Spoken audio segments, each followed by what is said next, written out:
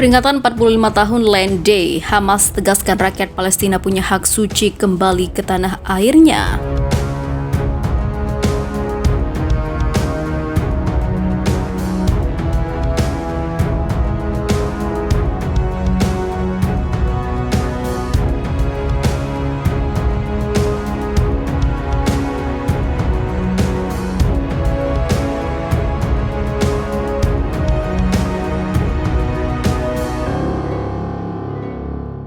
Kini harus menanggung dosa-dosanya. Isu pendudukan Israel atas wilayah Palestina hingga kini masih berlangsung. Israel terus memperluas wilayahnya dengan mengklaim secara sepihak atas sejumlah daerah yang dimiliki oleh Palestina. Terbaru, Kepala Biro Politik Ismail Haniyeh menegaskan bahwa Land Day yang memperingati pembunuhan 6 warga Palestina oleh pasukan Israel pada tahun 1976 merupakan penegasan hak warga Palestina untuk kembali ke tanah air mereka. Dalam wawancara eksklusif dengan Anadolu Agency, sebagaimana dikutip oleh pikiranrakyat.com pada peringatan 45 tahun Land Day, Haniyeh mengatakan, peringatan tersebut menegaskan kepatuhan terhadap tanah, air, dan hak untuk kembali. Ini adalah hak suci yang tidak dapat diabaikan oleh siapapun, ungkapnya. Land Day Palestina adalah peringatan pembunuhan 6 warga Palestina selama protes terhadap keputusan Israel untuk mengambil alih sekitar 21.000 dunam tanah pada 30 Maret 1976. Land Day adalah hari abadi dalam mengenang rakyat Palestina. Ini menandai konfrontasi langsung antara masyarakat di tanah yang diduduki pada 1948 dan pendudukan Zionis yang mencoba untuk mengontrol dan menetap di tanah Palestina, kami yang diduduki, kata Haniyeh. Selama perlawanan kami, sejumlah orang terluka dan gugur. Orang Palestina memperingati hari ini setiap tahun karena membawa banyak simbol yang terpenting adalah bahwa tanah adalah inti dari konflik antara kami dan pendudukan ini, ujarnya. Haniyeh melanjutkan dengan mengatakan bahwa rakyat Palestina melakukan pengorbanan yang tak ternilai dan berharga untuk melindungi tanah air dengan menghadapi rencana aneksasi dan pemukiman sejak penjajah Israel menduduki Palestina.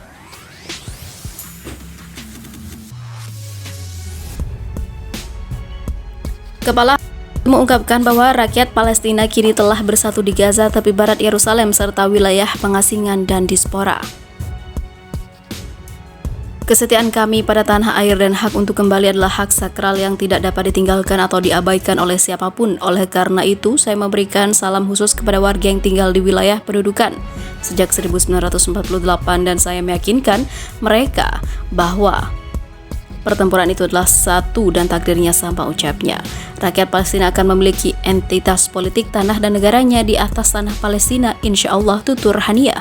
Sementara itu, patahkan kebijakan Donald Trump, Joe Biden kembali kucurkan dana hingga 1,8 triliun rupiah untuk Palestina.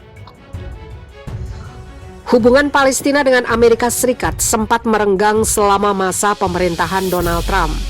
Saat Donald Trump menjabat, bantuan yang biasanya dikucurkan Amerika Serikat untuk Palestina pun dihentikan.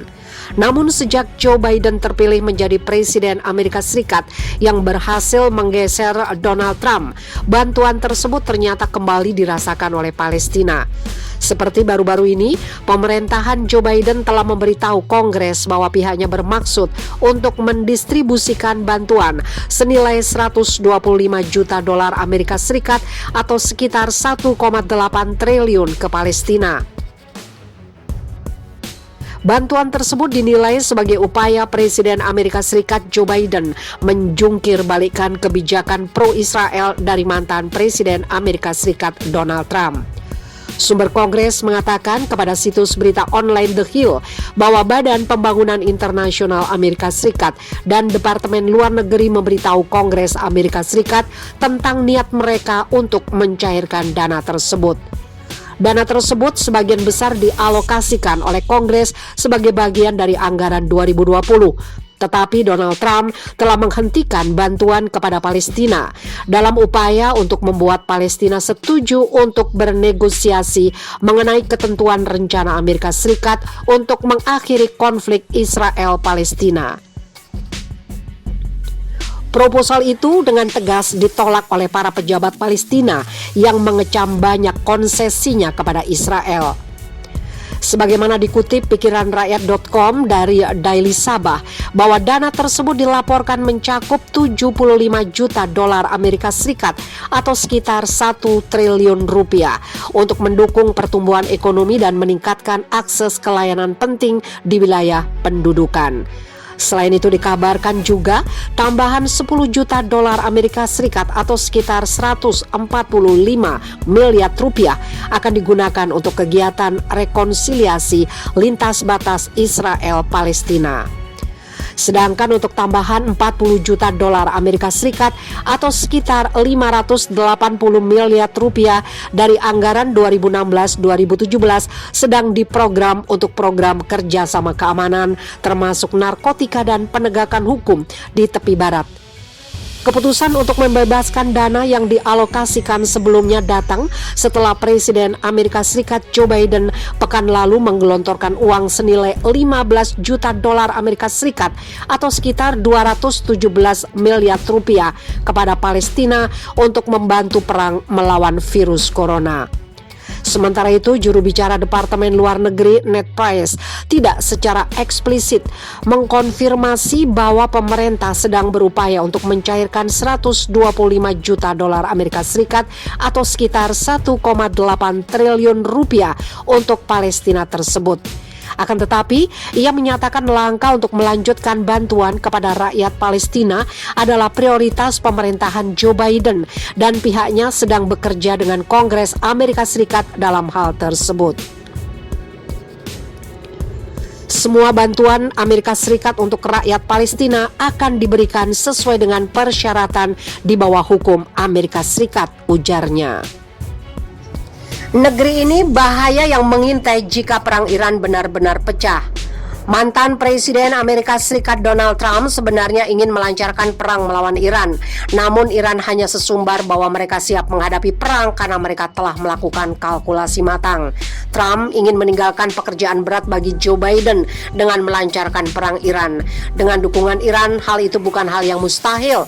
Pada momen beberapa saat terakhir sangat tepat ketika Iran kembali mengumandangkan balas dendam atas pembunuhan Jenderal Qasem Soleimani setahun lalu. Sinyal ketegangan Amerika Serikat Iran semakin meningkat ketika kapal induk USS Nimitz tetap bertahan di Timur Tengah. Padahal sebelumnya Amerika Serikat telah memerintahkan penarikannya. Itu dikarenakan Amerika Serikat melihat adanya ancaman Iran terhadap Presiden Trump dan para pejabat Amerika Serikat lainnya. Pada akhir 2020, Amerika Serikat memerintahkan penerbangan pesawat pengebom B-52 yang membawa senjata nuklir ke Timur Tengah. Itu dikarenakan seorang penasihat militer Iran mengancam bahwa tahun baru akan menjadi duka bagi warga Amerika Serikat.